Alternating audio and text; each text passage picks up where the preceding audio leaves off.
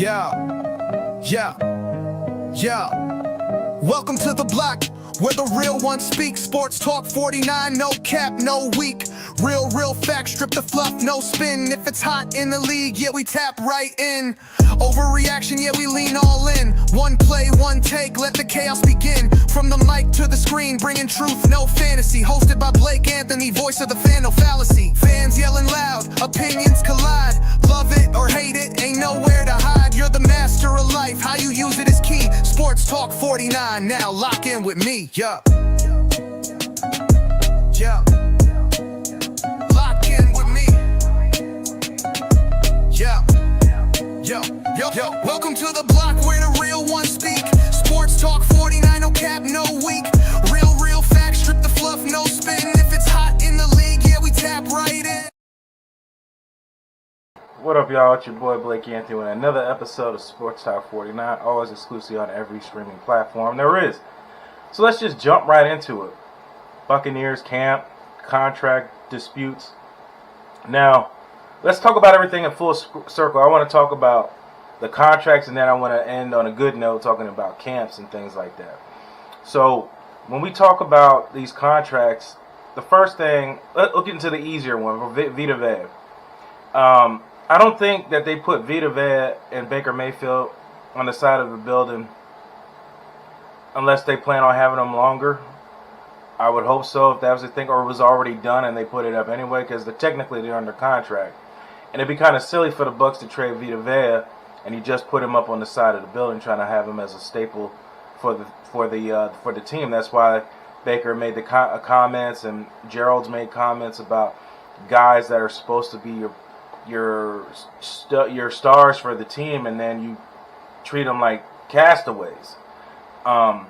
There's been miscommunication with reports. With this NBA reporter talked about the contract talks have been disintegrated. I'm like, you're only talking about a 6 or 7 million pay bump. I know a lot of people aren't familiar with contracts and how everything works. Veda's already making just under 18. So all you're doing is giving him another 6 or 7 million. It's not like it's a whole new huge upgrade like you're doing Baker Mayfield or anything. It's just a few couple $1 million more that they should have. I don't know if it's the years or it's the money, but I know Vita Vea is set on not playing under that deal. That's where it is. And he also didn't give a time frame. He just wants a deal to know a deal is going to get done.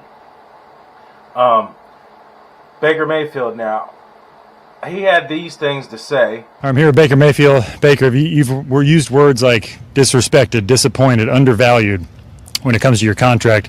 What value did the team place on you that made you feel that way? I mean, it was all three, between years, average, and guarantees. Probably the most disappointing is years. Didn't get offered anything over 2, and so when you're told you're a franchise quarterback and they handle it otherwise, that's disappointing. So felt like I earned that. It's not a poor me pity party over here. It is what it is, and so that's why I said the deadline was training camp. Focused on the team, focused on getting better, and trying to give this team a better chance to win a Super Bowl. What was the reasoning for that? For the deadline? Or for the number of years, or just some metrics that weren't there for I don't know. I don't know why I wasn't there. So I can't give an explanation. Yeah. You've said you're a franchise quarterback. You've shown that. Do you believe, and did you make a stance that you belong in that top 10 range, $50+ million? That's sort of the market and where you are. Yeah, and I told them, I said it publicly, I was never trying to reset the market. I know where I fit in on that. I'm not over realistic on that, but it's also, I know just to be compensated, put in that category, and salary cap keeps going up. The guys that are going to re-sign next year, it's going to look a lot different. So at the end of the day, it'd probably be still right about top 15 next year this time, and but it's unfortunate they failed to recognize that. How far away were they from that range? Pretty far. Yeah. Did you consider a holdout, just considering the incredible leverage a established starting quarterback would have? No, because I know I got a bad taste in my mouth from last year, and I know the potential this group has. It's still, for me, the most important thing is winning and making sure that I'm a team first guy, and I wanted our guys to know that, and I was dead serious about it. So never considered a holdout, hold in. I want to win ball games. I want to play with these guys. It's a special group, and that's why it feels like home. Yeah. What reasoning did the Bucs give for not meeting you at that point, as far as the sweet spot? You'd have to ask my agent. I don't know. We were talking about contracts and stuff like that. He said that he didn't want to talk about contracts anymore. He was done talking about it. He was adamant about it.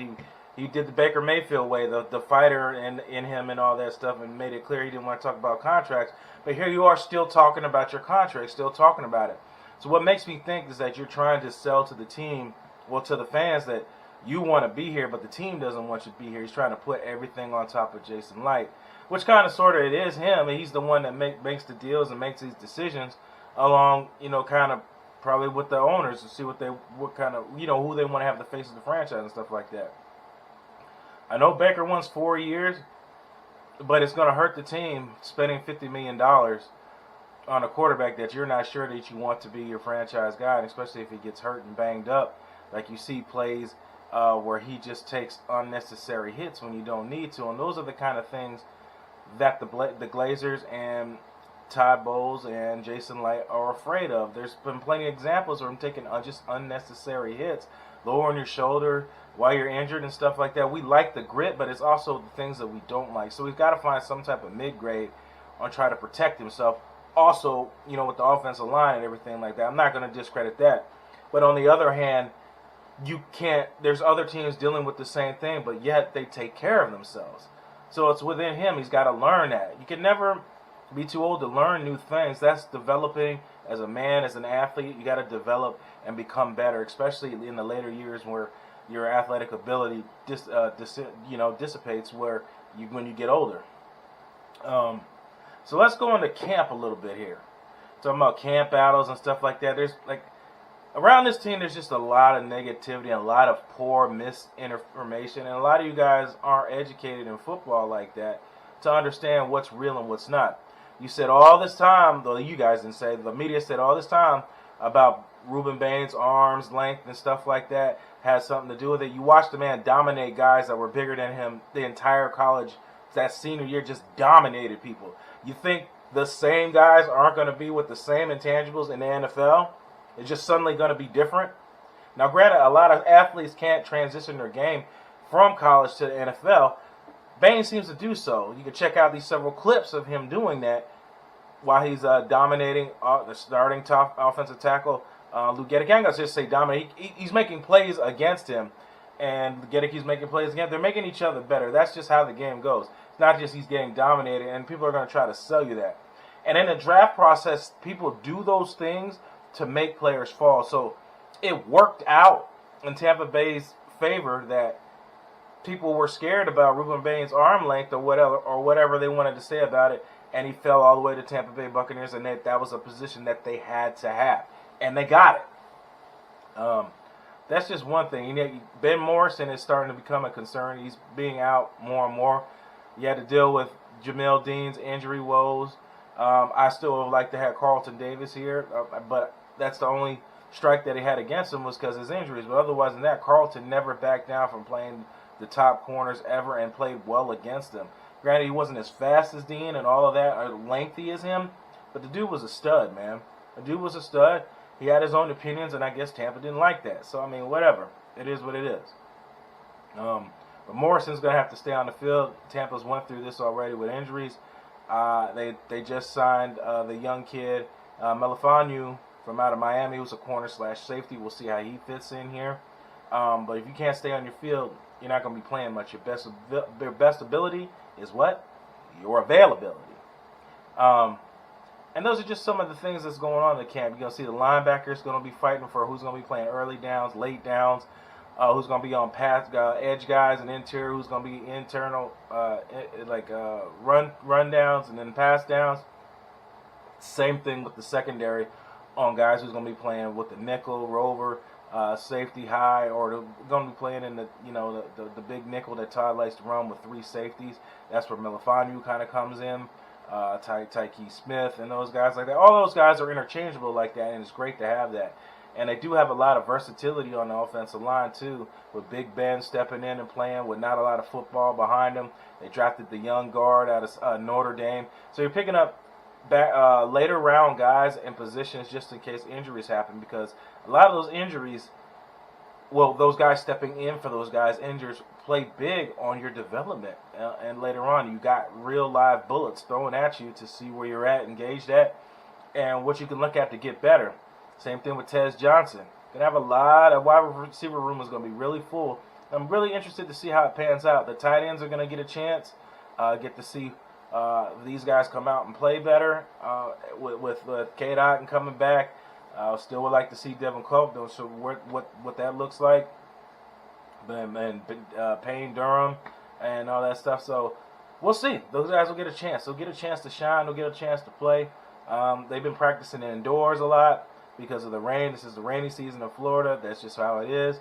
But they're going to be practicing outside. Got a lot of work out in the rain. They're getting a lot of good work out of the backup, the undrafted free agent Daniels out of Kansas State. Interested to see how that goes. That's a position. Excuse me. That's a position that Jason Light, doesn't really spend a lot of attention on. Is who the backup is going to be as far as quarterback, and then the other tight end position isn't really key on. Running back position, I like to see a little more beefier guys in there because when that game against the Saints, I knew it was going to hurt them because they don't really have that ground and pound kind of back in the backfield. Now you need some type of guy like A.J. Dillon or somebody with a little ass behind them that could ground and pound in those rain games and have defenders slip off of them. I think they still got time. You can add some guy like that, and teams are going to cut players. But that's something I would like to see in that. What do you guys think of the camp? Do you think it's good? Do you think Bane's progressing well? I like to see more of the K part. I like to see a lot of guys with the backup roles and these guys, how they're fitting in and things like that. And we'll see. What do you guys think? That's what I think. You're the master of everything. What you do with your life, what you do is entirely up to you. Thank you guys for always tuning in and watching. I'll just keep going with more and more. And that's it. We'll just keep rolling in with camp as it gets closer and closer to preseason. They got practice coming up with the Jets, and we'll see how that goes. So, tune in. You guys stay tuned, and we'll always be putting out more and more content for you guys to check out. And I enjoy giving it to you. I'll give you some breakdowns, looking at some tape actually from last year, and we'll see where they can get better. All right, guys. Peace. Yo, ho, oh.